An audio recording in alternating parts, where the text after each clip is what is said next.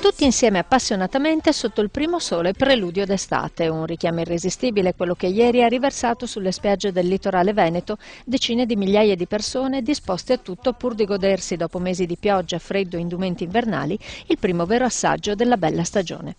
Prove d'estate dunque, con la gran parte della gente per nulla intimorita dalla prova costume grazie ai 26 gradi registrati su tutto il litorale e in molti casi nemmeno dalla prova bagnetto. Spiagge dunque prese d'assalto da un vero e proprio esercito di appassionati di sabbia e di mare, almeno 200.000 stando le cifre stimate da Federalberghi Veneto, che si sono equamente distribuiti tra le spiagge di Cavallino, Sottomarina, Eraclea, Jesolo, Caorle, Bibbione, giusto per citare quelle più conosciute. A raggiungere la vetta della classifica l'inossidabile Jesolo, che ha fatto registrare da sola 50.000 presenze. Ingordi di caldo e di sole, i pendolari del 25 aprile non hanno saputo aspettare l'avvio ufficiale della stagione balneare, programmato per il 10 maggio, e tempo permettendo c'è da scommettere che questo esordio d'estate sarà abissato già il prossimo fine settimana, con il sabato festivo coincidente con il 1° maggio. E intanto fioccano le prenotazioni per alberghi, campeggi ed appartamenti, in attesa del via ufficiale della stagione che ha avuto una prova generale perfettamente in linea con i cliché anche sulle strade.